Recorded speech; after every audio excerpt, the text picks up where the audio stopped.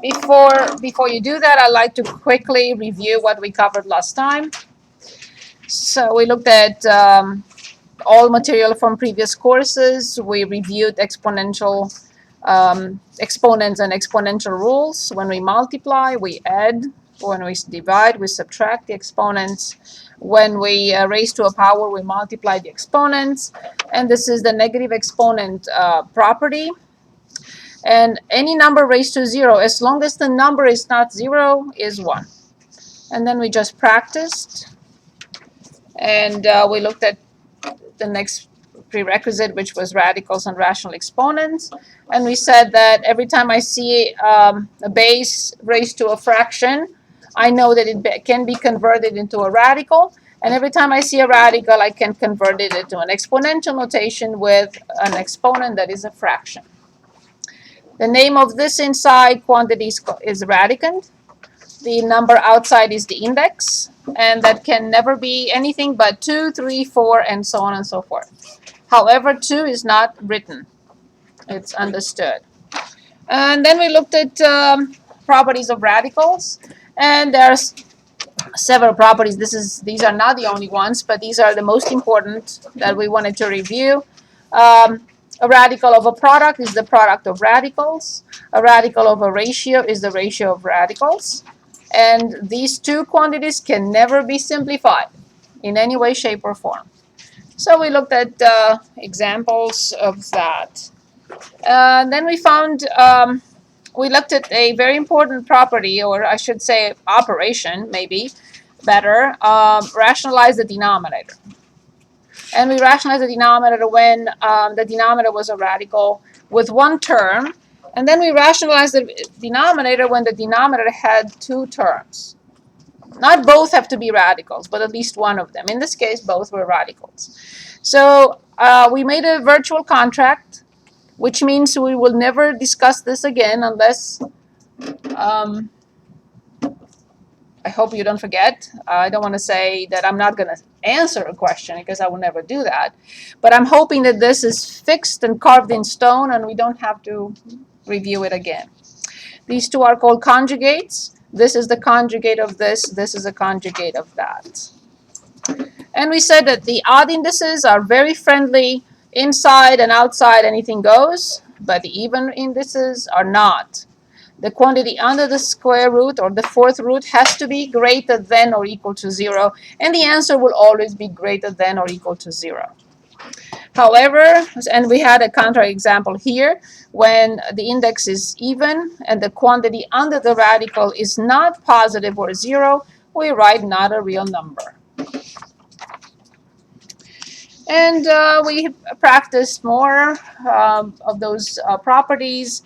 And then we looked at linear and rational equations, and we looked at a couple of linear equations, or just actually one linear equation and one rational equation. And this is an article that I was trying to finish reading, and I didn't get the chance to. It's very interesting, and it's the article, if you ever want to read it, it's called Learner-Centered Syllabus Helps Set the Tone for Learning. So I'm trying to improve. There is always room for improvement on anything. So that was about the syllabus. Yes, I'm ready for your questions. Anything that you worked on, anything that you read about, anything that you have questions on, anything that you tried and didn't succeed, or whatever you want to ask.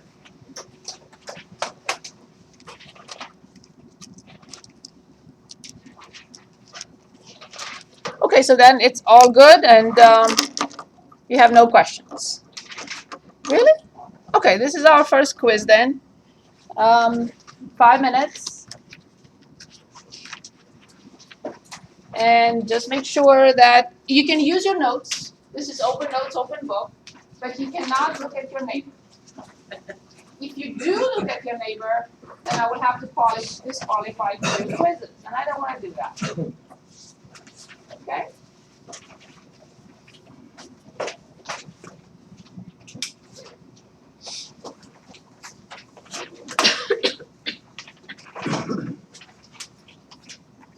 One more time, open notes, open book, but not left or right.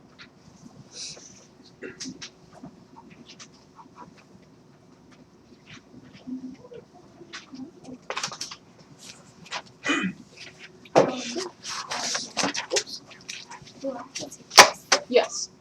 Everyone has to take it. Yes.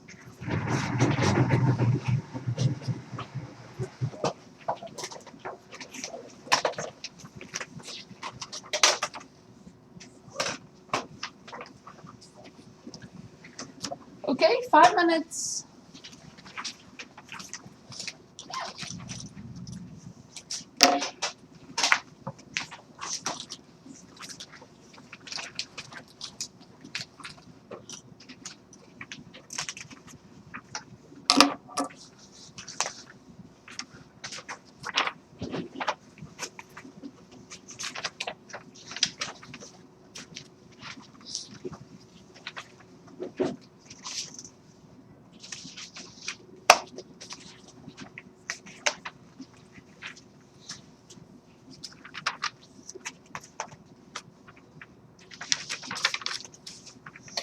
All these problems are from previous courses. They have nothing to do with algebra that we look at this in this course. Everything is all review.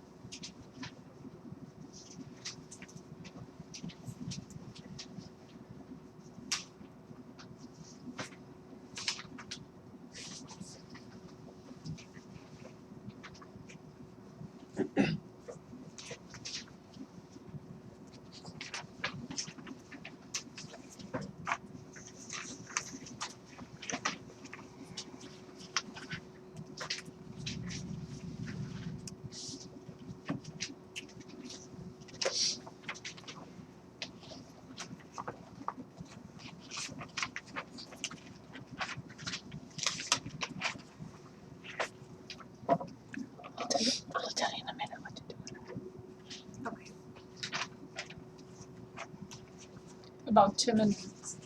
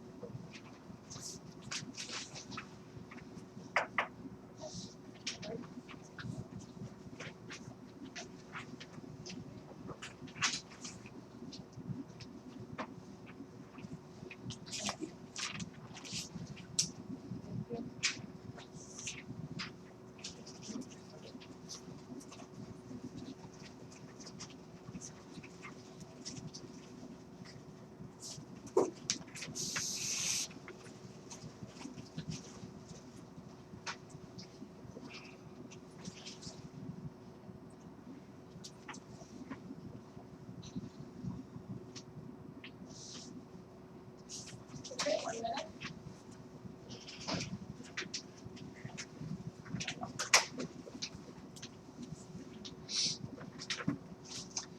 Thank you.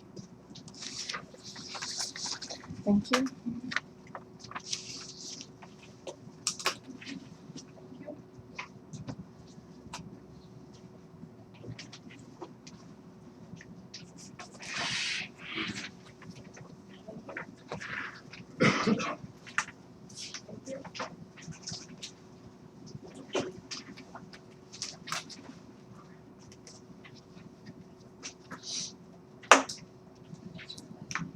Step.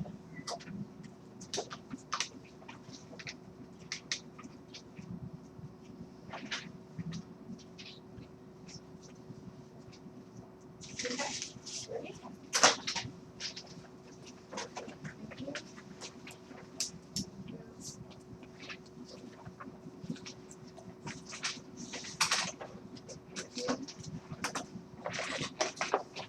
Thank you.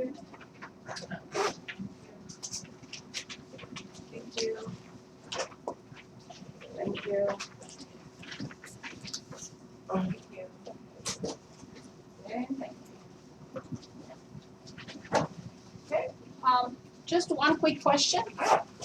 From Monday till today, how many students looked at the notes, did the problems that we did in class? Okay. Well, it's a tough course. I'm hoping that from now on you will study every day, because otherwise we will fall behind. Very good. Any questions for me? Any questions? Okay, back to page 119, linear equations and rational equations then. And I would like to look at, let's say, 49 on page 118. And it reads 1 over x minus 4 minus 5 over x plus 2 equals 6 over x squared minus 2x minus 8. What type of equation is this?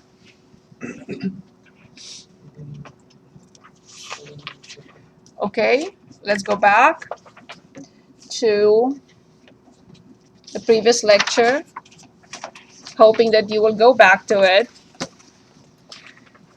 One more time, what type of equation is this? Linear. Good. What type of equation is this? Rational. Rational. It has x in the denominator, so this must be a rational equation. Rational. It has a fraction line, at least 1, and it has x in the denominator. Rational equation. Good. So what is the first step towards solving this equation? Yes, please.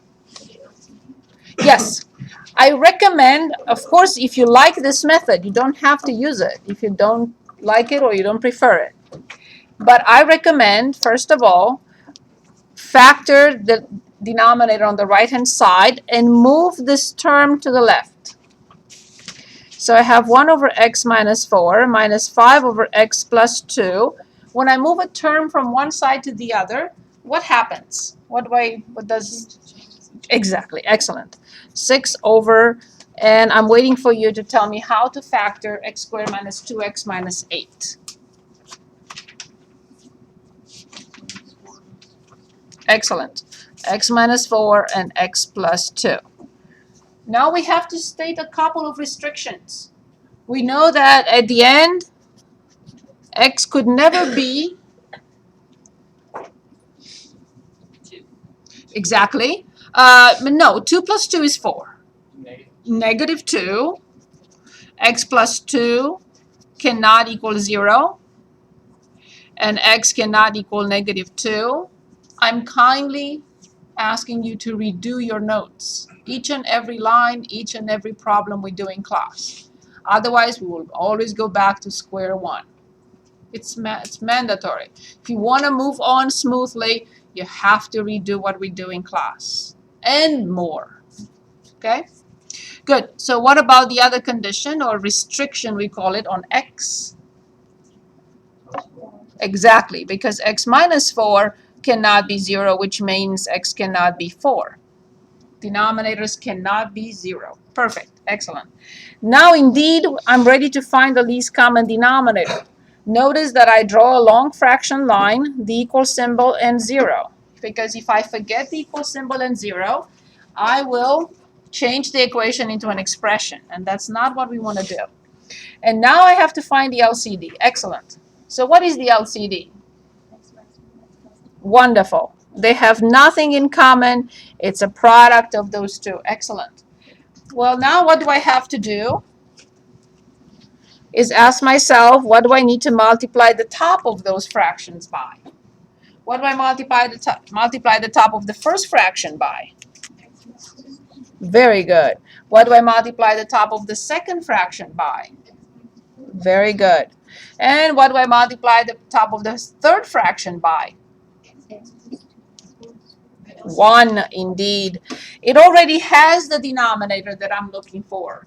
It does not need anything. So this denominator was multiplied by 1 to get this. Therefore, the numerator gets the same thing, the same treatment. X6 times 1. Perfect. Can anyone dictate the top?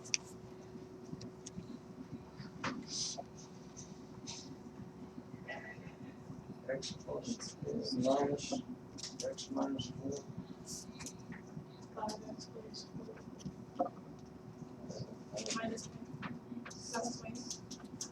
Very good. And careful. Very good. Do we understand each step? It's okay if you say I don't see it, and I'll repeat it. I'm sorry? How did I get what? Addition sign between 5x and 20. Negative 5 times x is negative 5x. Negative 5 times negative 4 is positive 20. Better? Good. Other questions? Is everything okay? Yes? Okay. What will I have to do next? I cannot simplify, but I'm sure you refer to combining like terms. Yes. Excellent. Yes. True. So what do we get?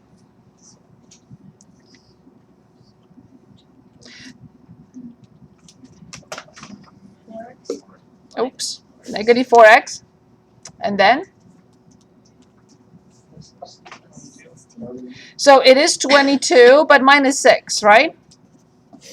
Divided by x minus 4, x plus 2 equals. And what did we do last time? In case you want to use my method. We wrote, instead of 0, we wrote 0 over 1. Now, what does this mean? Why do I write it like that? Just to emphasize what? Very good. So only in a proportion I can do this. I'm not allowed to. It would have been nice if I were allowed to do this from here, but I'm not. This is not a proportion. That's why I had to work my way through all these steps and get to a proportion. And now I can cross multiply. So I get, can anyone dictate? What do I get at the next step?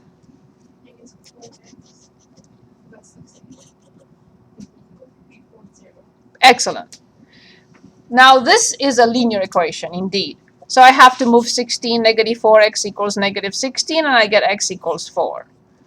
However, and I'll say to you the solution is x equals 4, and you should say not so fast. What do I mean by that? Exactly. I already have the restrictions. So what will I conclude again about this equation? No solutions. This is called a contradiction. A contradiction has no solutions. Very good.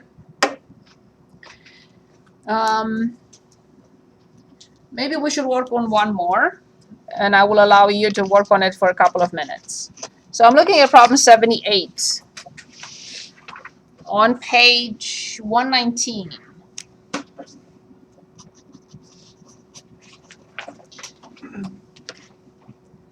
And that is 4x divided by x plus 3 minus 12 divided by x minus 3, they say, equals 4x squared plus 36 over x squared minus 9. That's 79. It's okay.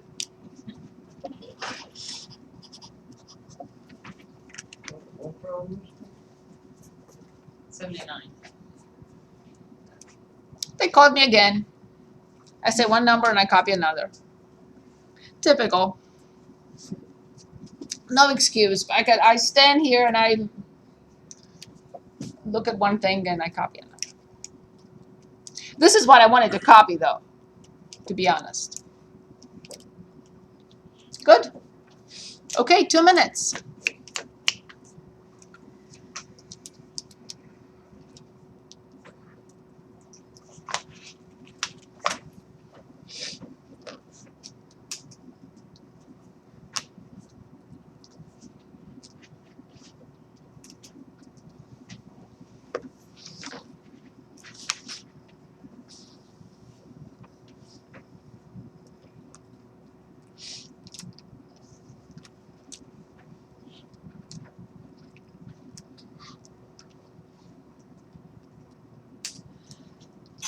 Bless you.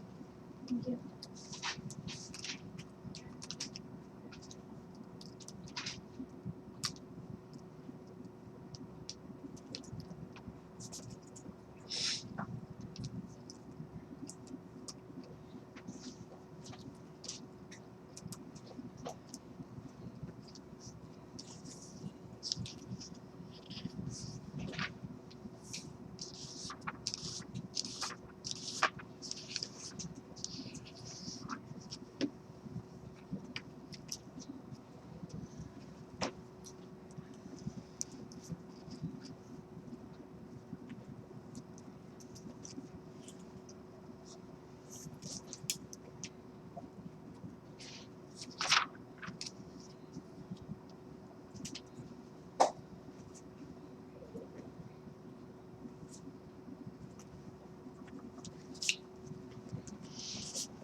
When you finish 79, please also do 78. I'm going to copy it now.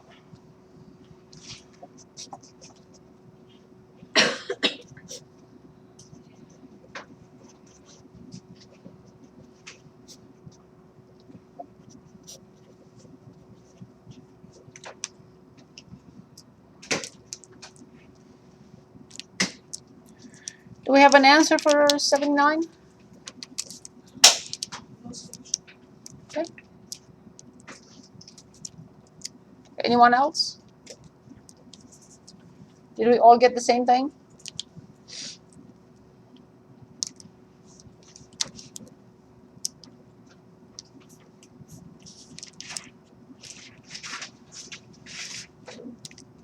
Can anyone dictate the first step? Yes, please. 4x 4x plus minus. And you're going to switch over minus 4 x plus 3x minus 3 Excellent. equals there. Excellent. Perfect step. Then I will have to write on the side 2 different factors, 2 different restrictions or conditions. What are they? X cannot be negative 3, Excellent. and X cannot be 3. Excellent. Next step. Multiply.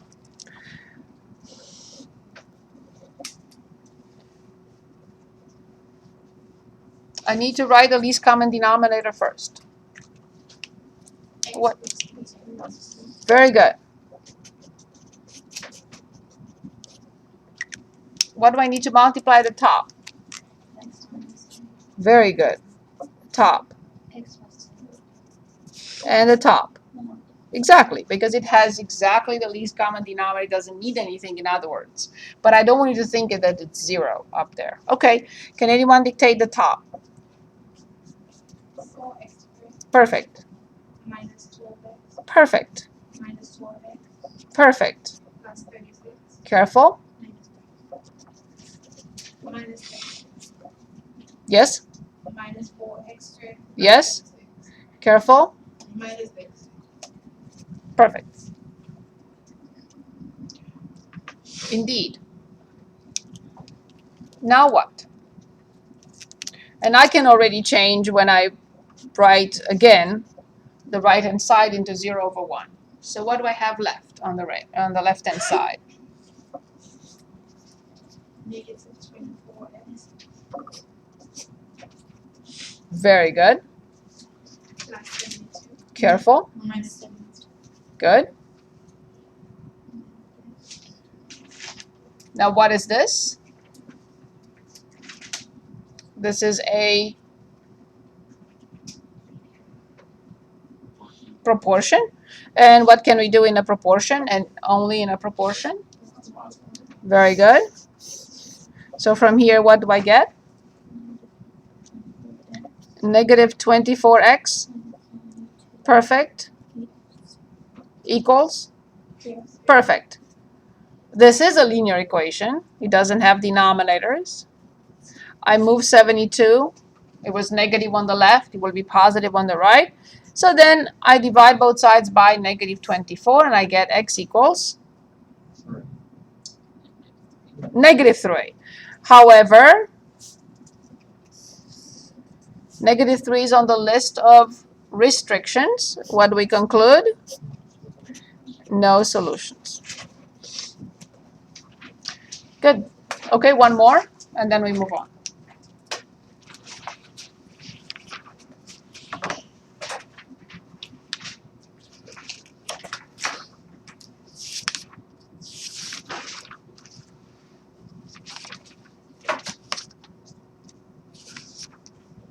I don't want you to think that all the equations of this type will have no solutions. It's not the case.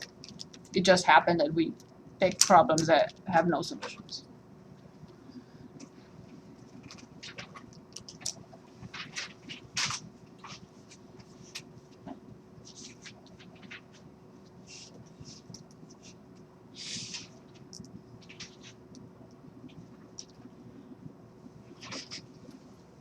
So 1 over x minus 1 equals 1 over 2x plus 3 times x minus 1 plus 4 over 2x plus 3.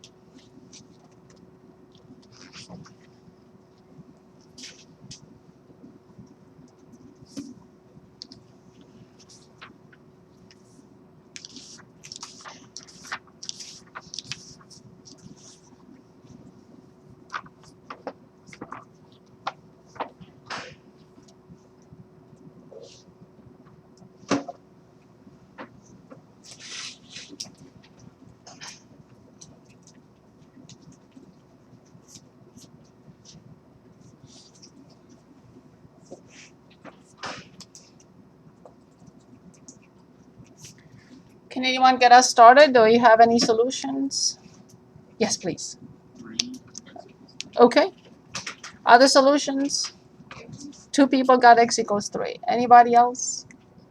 3 people got x equals 3. Anybody else? 4. Okay, so chances are that x equals 3 is a solution. Good. So how do I start? What do I have to do first? Please. You're gonna put everything to one side. I agree. So you have one day. I completely agree.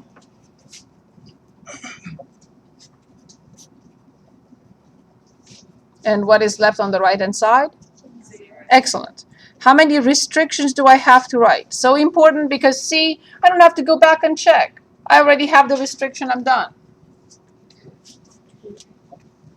X cannot be 1. Very good. X cannot be -1. We don't have an x plus 1. If there is no x plus 1, I X can... cannot be 3/2. 3/2 indeed. With minus, I move 3 to the other side. 2x plus 3 cannot equal 0. I move 3 to the other side. It becomes negative. 2x cannot equal -3, and that's how we get x not equal -3/2. Perfect. Next step. Find the LCD. Very good. What is the LCD? 2x plus 3x.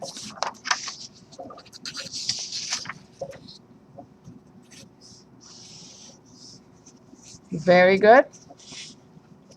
And what is on the right-hand side? Very good. Perfect. Excellent. So now the top. On the first fraction, what do I need? 2x. On the second fraction, 1. And on the last one, bless you. Very good. So what do I write at the top then? 2x plus 3 Very good. minus 1 Very good. minus 4. Very good. -4. -1. -4 times x is -4x. -4 times -1 is good. Now what? We don't simplify. Simplification, Just Combine. combine it. I completely know that what you're saying, but just remember, when we simplify, it's like this. I simplify. So the answer would be 1/x minus 1. But when I put terms together, we say we combine like terms. Yes, correct. So 2x minus 4x is -2x. I have 7 minus 1, which is +6, over 2x plus 3 and x minus 1. And now I make 0/1 to remind me that this is now a proportion. And I should not forget that in a proportion, I can cross multiply. So I do this, and I get -2x plus 6 is 0, or -2x equals -6, or x equals 3 indeed. I do not confirm this till I look at the solution, the restrictions. But x equals 3 is not on the list of restrictions. I don't believe I made a mistake. If you want to check, you should always go back and check if you want to, but there is no need. Feeling a little bit better about rational equations? Okay, remember to practice. What we do in class is just 1% of what you need to do. Just 1%. We don't have enough time in class to practice each and every problem 3 or 4 times. We don't have that. Okay, very good. So I would like to move on to models and applications, and that's section 1.3.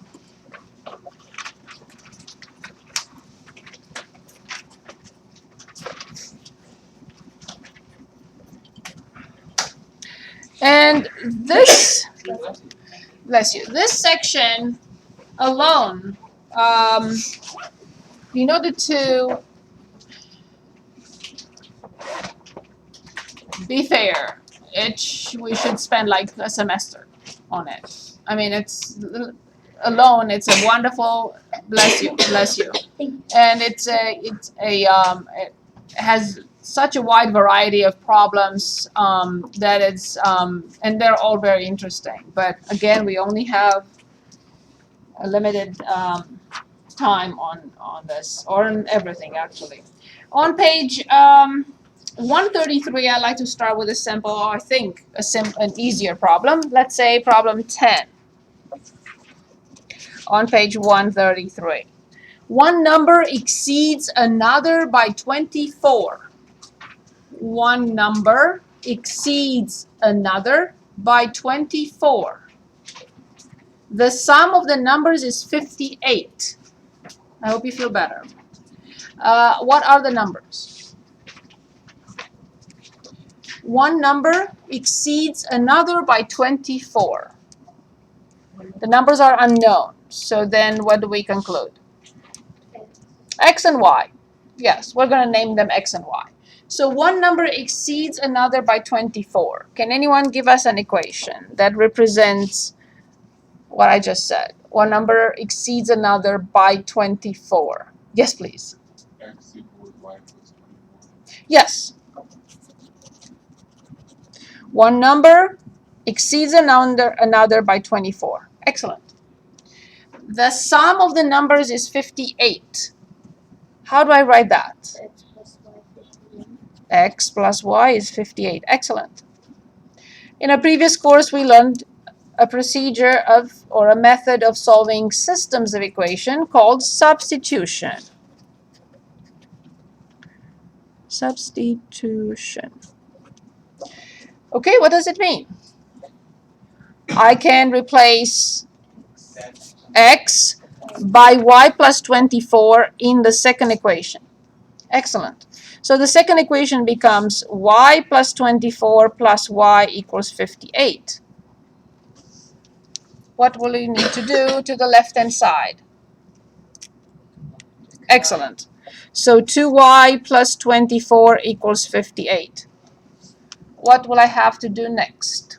Subtract 24. Very good. Move 24 to the other side. 2Y equals 58 minus 24, which is 34. Excellent. So then Y appears to be, and we'll check in a minute, Y appears to be 17. Good. So let's go back and find X. I'm going back to the original system, replacing Y. Yes, please.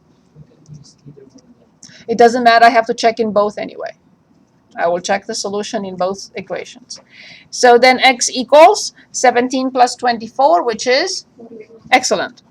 So the ordered pair, it appears, we don't know yet for sure, the ordered pair appears to be 41 and 17. excellent. 41, 17. With a question mark, I have not checked yet. I will go back to the original problem, the original system, and I will put in 41 here and 17 here and 41 here and 17 here and check. 24 plus 17, is it 41? Check. The first equation is okay. 41 plus 17, does that equal 58? Check. Only now I can say yes. This is it. And no one can find another. Very good.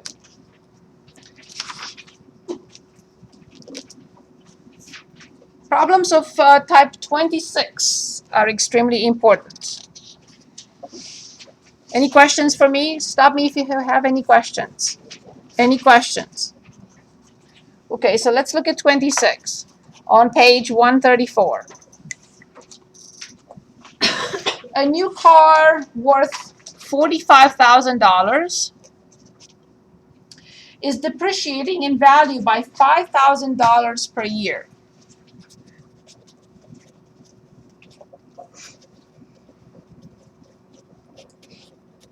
I make myself some notes. This is the original value. And it depreciates, or it was depreciated $5,000 per year. Part A. Use the formula from Part A. Write a formula that models the car's value Y in dollars after X years. So they're asking us to find something that represents the value after X years. X years.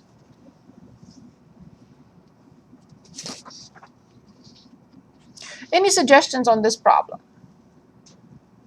Yes, please. Y y equals 45,000 minus 5,000x. Excellent. Very good.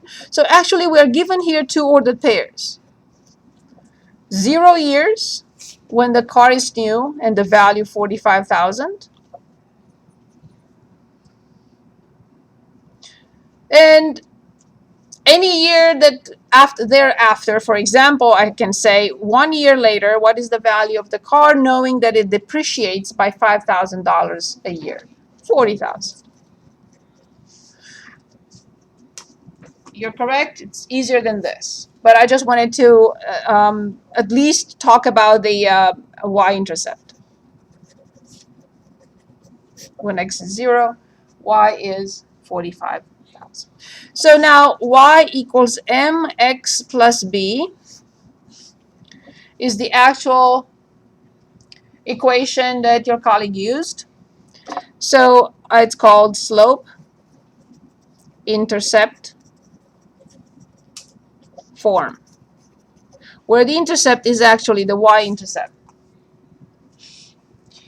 So the slope is negative $5,000 per year. The slope is a ratio, dollars per year. Therefore, this is the measurement unit for the slope, dollars per year.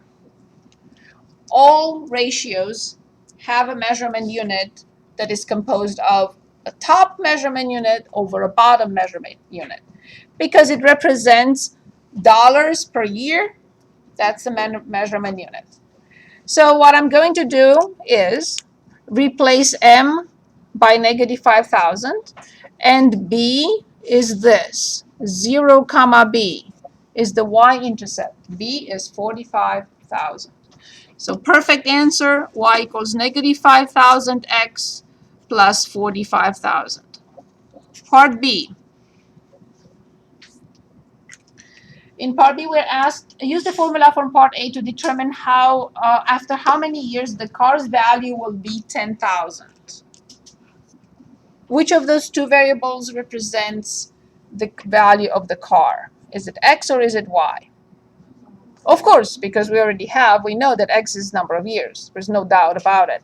So we're asked to find after how many years from the moment we purchased it, the value of the car will drop to 10,000. What do I have to do in order to solve or find the answer? Exactly. So 10,000 equals, that's what we're going to do. We replace y by 10,000, equals negative 5,000x plus 45,000. Very good. So then I will have to move terms around. What I'm going to do, which doesn't matter, you can move 5,000 to this side and 10,000 to that side, but it will be two moves. Or you can just move this to the other side. It becomes negative. Negative 45,000 plus 10,000 is negative 35,000 equals negative 5,000x. You don't have to use my method, remember. Use any method you prefer. So then x equals 7 years. I divided both sides by negative 5,000. Negative 35,000 divided by negative 5,000 is positive 7 years. Part C. Graph the formula from part A in the first quadrant of a rectangular coordinate system. Then show your solution to part B on the graph. Excellent. So let's do just that. So this is part C.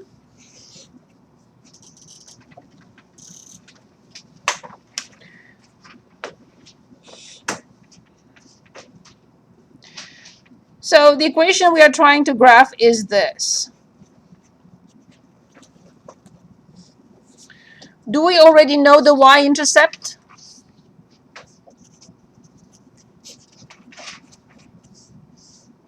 Yes. Exactly. Excellent. So I'm going to say 10, 20, 30, 40, 50. So this is the ordered pair, 0, 45,000. So y is measured in dollars and x is measured in years. Perfect. Now I would like to determine the x-intercept. How do I determine the x-intercept for any function, for any equation?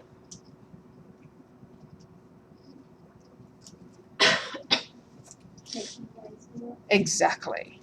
I set y equal to 0. For the x-intercept, we always set y, or the function, equal to 0. Excellent, thank you. So then we have 0 equals negative 5,000x plus 45,000. In this case, I will move this term to the left-hand side. So we have 5,000x equals 45,000. And x equals how many years? Very good. 9 years. So the value will be scrap value, I should say, in 9 years. From paying today 45,000. Okay? Can anyone give us the ordered pair that we just determined? 9, x is 9 and y is 45. No, we set it y to Oh, yeah. equal to 0, right? Right. 9 comma 0. So 1, 2, 3, 4, 5, 6, 7, 8, 9. This is the ordered pair 9 comma 0. Now I graph the function or the equation. They only told us to graph it in the first quadrant. I will write next to it what I graphed. This is what I graphed. Is it clear that it has a negative slope? Because the value does what? Decreases, exactly. And now I have to plot which ordered pair. Which ordered pair do I have to plot?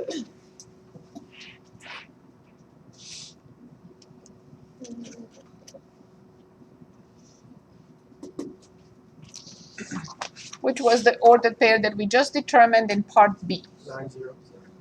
That was in part C.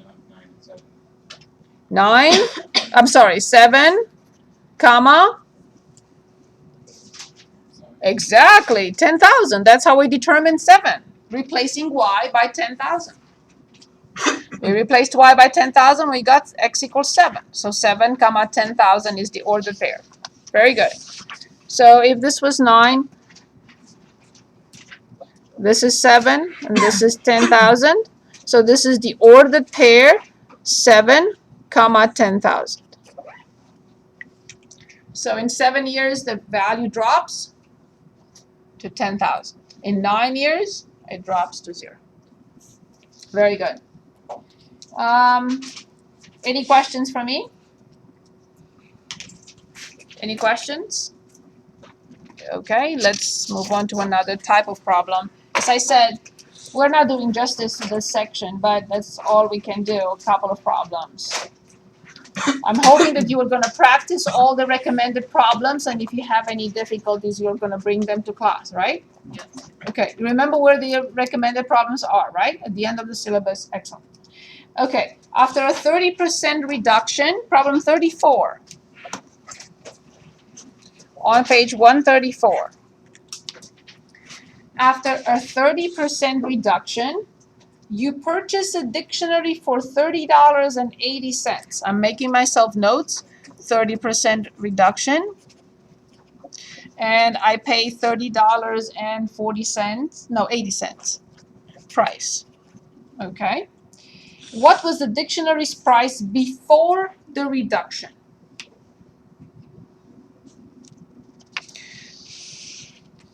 So what I know so far, I know this, that there is a price, that something is reduced, which is called, in this problem, reduction, bonus, whatever, sale, and I end up paying $30.80.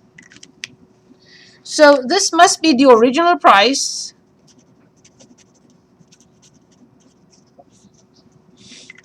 There is no doubt about it. There is some original price minus something that is reduced, right? And I end up paying $30.80. I am told that the reduction is 30%. Well, let's make it clear, 30% does not exist. If I tell you that I have in my pocket 30%, what will you say? Excellent. Of what? I can have 30% of $1, or I can have 30% of 10 million, or I can have 30% or 10% of... So if I just say to you, I have 30% in my pocket, you'll say, what? Yeah, what are you talking about? Of what? So we're told that there is a 30% reduction. Of what? Exactly, of the original price. So they want to make it tricky. So let's write it down. Very important note. 30% does not exist. 30% of the original price makes sense. But 30% alone does not mean anything. You can say, my home is 90%. 90% of what? Its value of whatever, so on and so forth. So, you already told me without me asking, you are denoting the original price by X. Excellent. Perfect. Now I have to subtract 30% of X. Now the question is, what operation does this indicate? Multiply. Wonderful. Excellent. So now I want to write here, this red box will have 30% of X. How do I write that in the red box? 30% of X. Excellent. Wonderful. Thank you. 0.3 or 0.30X. Excellent. So now, from 100% X, I subtract 30% X. Or from 1, I subtract 0.3. One more time. From 100%, I subtract 30%, and I'm left with, right? Or from 1, I subtract 0.3. What do I get? Of X. So what is this? When you combine like terms, 1x minus 0.3x, what do you get? That's it. 0.7x equals 30.80. Finally, I need to find x. What operation do I perform? I grab my calculator and I divide 0.8 by 0.7. And I got $44. So the original price of this dictionary is $44. If you have any doubts, I'm sorry? If you have any doubts, you will do this. 44 minus 0.3 times 44. So it's x minus 0.3 of x. And when I hit enter, what should I get? 3080. It better be. Any questions? Okay, perfect. Thank you. Okay, 46. The length of a rectangular pool is 6 meters less than twice the width. So the length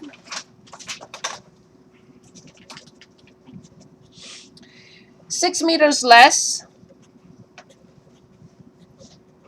than twice the width). If the pool's perimeter is 126 meters, what are its dimensions? What do I have to do?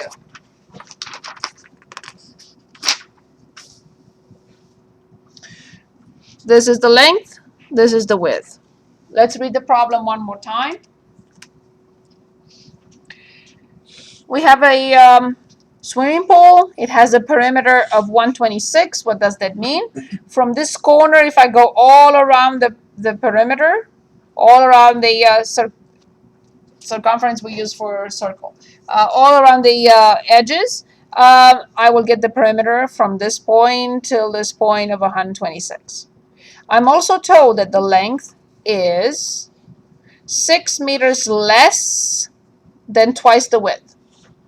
If I say to you, you have $10 in your pocket, and I have $2 less than what you have. So you have 10, and I have $2 less than what you have. How much do I have? 8. Is that clear? It's not 2 minus 10, it's 10 minus 2. Because this can be confusing. One more time, you have 10, and I have 2 less than what you have. Okay, so the length is 6 meters less than twice the width.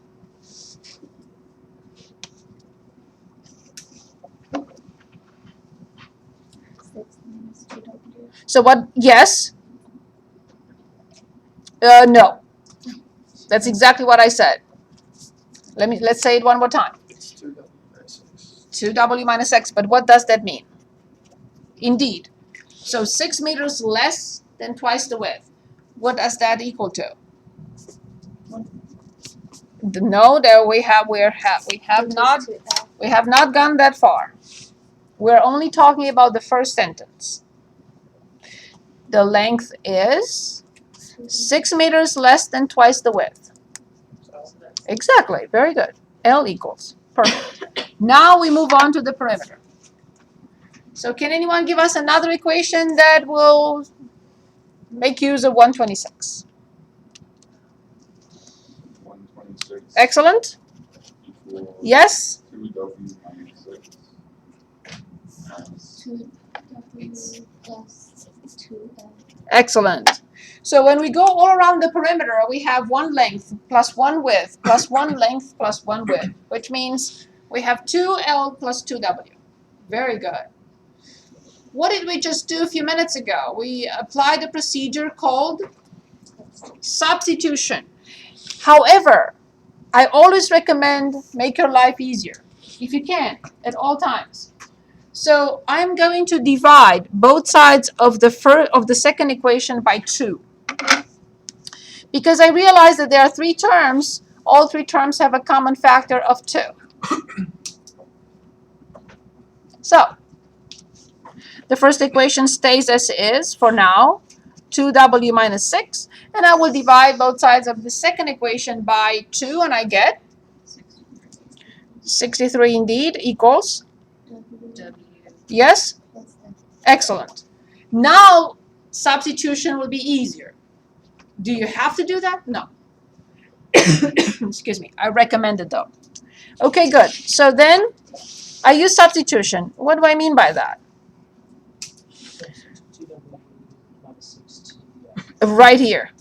Exactly. So 63 equals W plus 2W minus 6. Do you all agree with this? We replaced L by minus 6. And now we combine like terms. So 63 equals 3W minus 6. What should I do next? Yep. I add 6 to both sides. So I have 69 equals 3W. It appears that W equals 23. I didn't give the measurement unit. What was the measurement unit? meters. Meters. Very good. Is this enough? No. I have to determine L, and then I have to check in both equations. So if W is 23, 2 times 23 will be 46. 46 minus 6 will be 40. It appears that L equals 40 meters. I'm not sure yet. And I don't need anyone to calculate anything for me. I'm going to go back and replace it in the original system. 40, 23. 40, 23. And now I check both equations. Let's try. 2 times 23 is 46. 46 minus 6 is 40. Indeed, this one is fine. 2 times 23 is 46. And 2 times 40 is 80. Is 46 plus 80 126? So I will say yes. The length of this swimming pool is 40 meters and the width is 23 for sure. There is no doubt about it. Any questions? You've seen all these before. Nothing is new so far. It's just refreshing your memory. Okay. We are moving on to quadratic equations. You've seen them at least 3 times. This should be the 4th time. 1.5.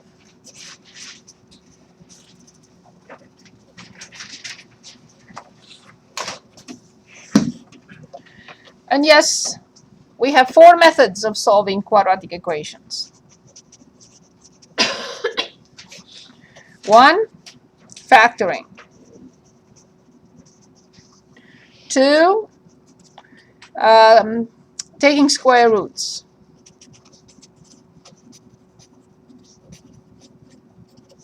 3, completing the square.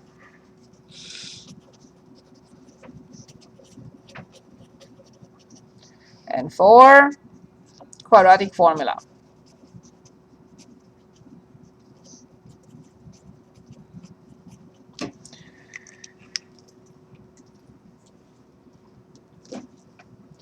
Now, you may ask me, and I will have to answer your questions, always. You may ask, why 4 methods? Do I really need all 4? I'll say no. For example, completing the square is a method that is used for something else, actually. We learn it here. We start learning it in quadratic, using it as a method of solving quadratic equations, but this is really not the place. It's not its place. We will be using it in something else later on. Okay?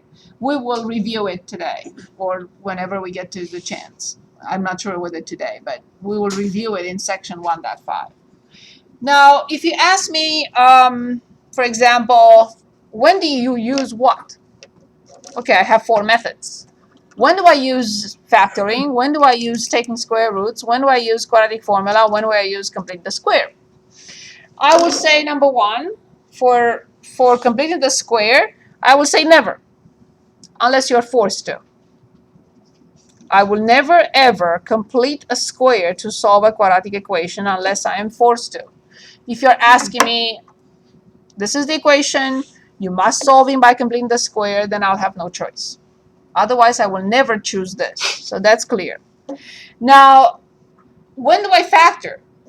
I factor only if it takes 20 seconds at the most. Factoring is not always possible. So not all polynomials are factorable. If it takes me more than 20 seconds, unless I'm forced to factor, if it takes me more than 20 seconds, I'll forget it. I will use the quadratic formula. So this is very useful because it's much faster than this. But if this takes 10 minutes, then it's not useful. Then this is useful. So if it's factorable and if I need 10 seconds to factor, I will factor. If not, forget it. I will use the quadratic formula. Now, question is, when do I use taking square roots? Only in very specific situations when the equation is already set up like that. If it's not set up so that I can immediately apply taking square roots, I will not apply it. I will not complete the square in order to take square roots. No, unless I'm forced to.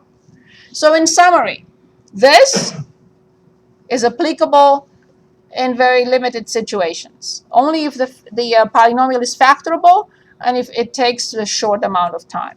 This is very useful, but only if the equation is set up like that.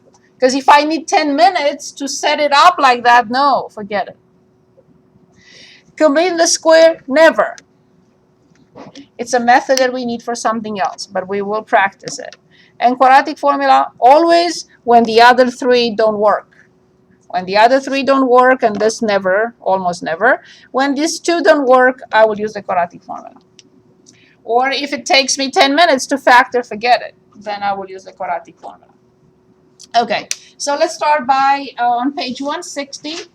Let's review factoring. So method number 1. Factoring. Let's say problem 4 on page 160. X squared equals negative 11x minus 10.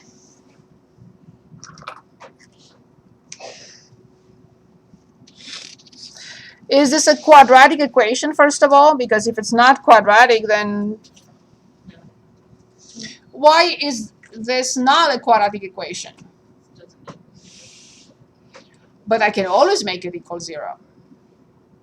That is not an indication of, for example, this is a rational equation. It's not in order. It will be in order. It's quadratic because there's an x squared. Exactly. And there was x if we Exactly. This is indeed a quadratic equation. No doubt about it.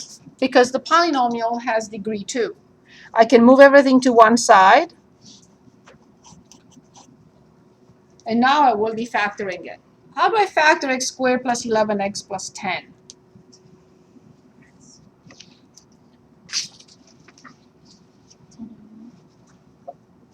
Very good. 10 and 1. Excellent. Why would it be a negative x squared since you subtract it back of this? Say it again.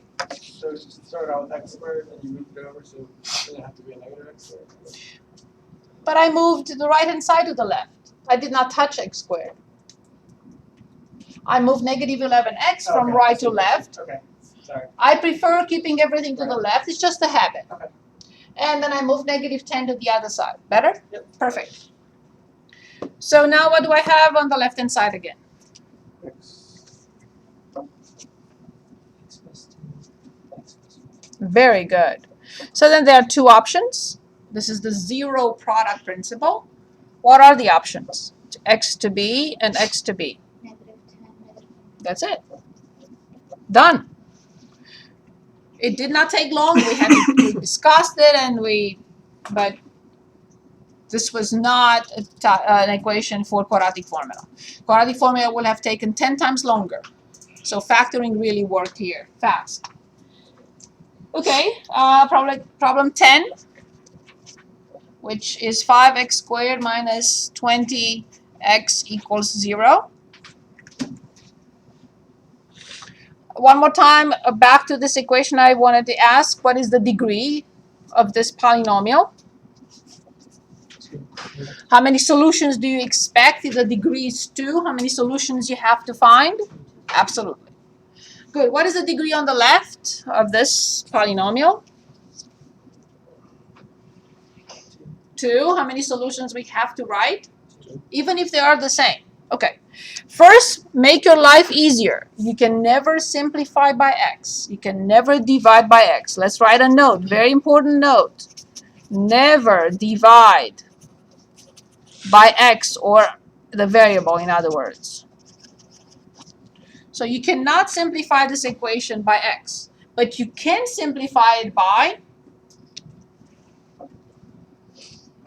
exactly. So what is left? And that will not affect the solution.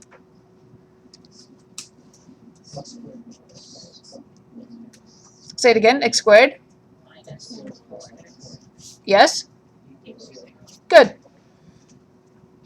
When the free term or the last term is gone, is not present in the equation, this cannot be easier. This is the easiest possible type. What would you do next?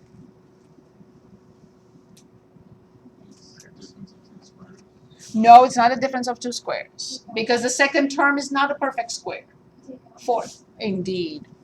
Indeed. Much easier than anything possible when it comes to quadratic equations. What is left in parentheses?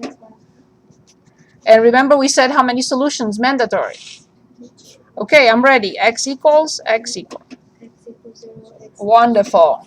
Exactly. That's it. When the free term is missing, factoring is the best thing that can happen to us. Okay. Let's look at one more factoring, which I don't really want to go into a lot of details because I prefer quadratic formula. So I said, if you're asked to factor and it takes more than 10 seconds, it's a waste of time.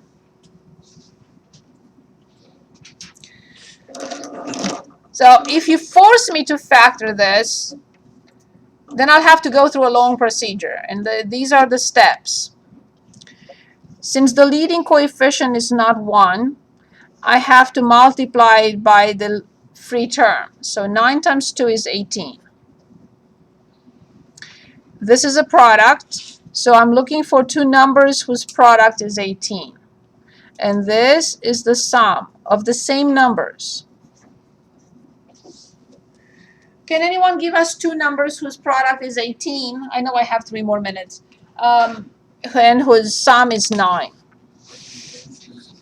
Very good. So I'm going to replace exactly what you told me. You told me 6 and 3.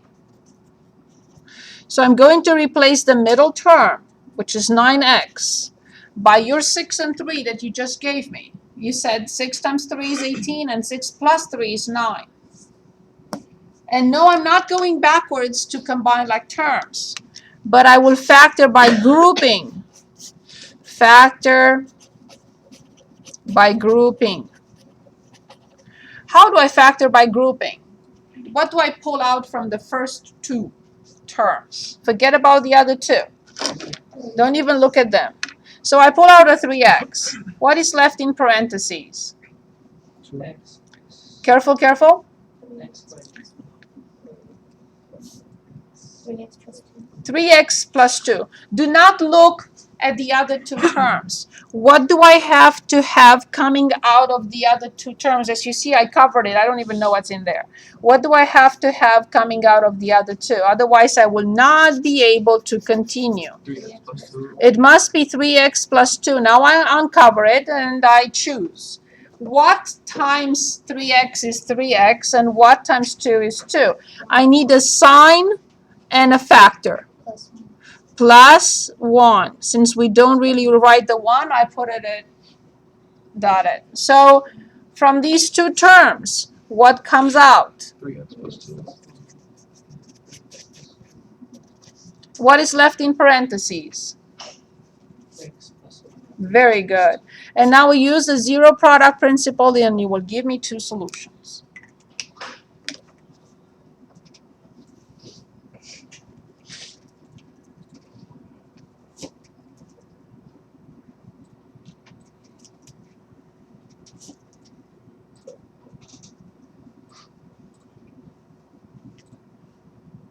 And the solutions are?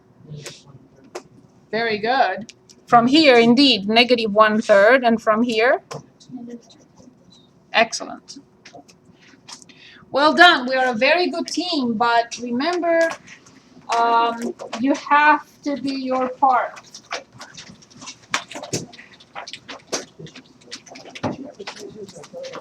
It's wonderful to work with you in class, but I want you to make progress and not have to go backwards and have to review a month from now what we studied today.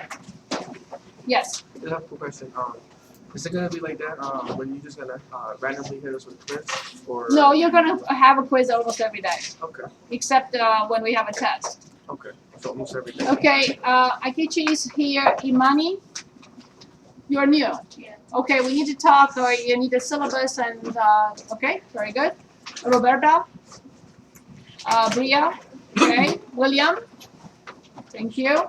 Kiara, thank you. Eduardo, thank you. Frank, very good. Aaron, yes, he told me. Okay, Constance, are you back? Okay. Allison, yes. Michael, yes. Yes. Chantel, thank you. Myra, Here. thank you. Ashley's here. John, yes, I saw John, yes. Rebecca, thank you. Elmore, right. Aaron? You're Thomas? Yeah. You're the other one, okay. Oh, Can we clarify that Monday's a holiday? Are we having class? Yes. we don't have a class on Monday. Oh, I did not put that in writing. Ooh. That was a good question, because I probably would have shown up. Yeah, me too. Oh, I forgot. Thank you for asking. I forgot to put it in writing. Yes. No, we don't have a class on Monday. Karen? Yes. Brett? Brett? He probably just left. And Danielle. Thank you very much. Don't drink and drive, and I will see you on Wednesday. I will post your homework that is due on Wednesday. Okay? Your name, your nickname, if you want, a phone number, and your major. If you did not turn in your cards, your index card, please stay. Turn in the homework soft copy or the next class? The next class, Or that in Wednesday. writing, Right, in okay. writing, yes. Did you get me, Michelle? Yes. When you were calling, I didn't hear my name, but I interrupted you when I asked that question.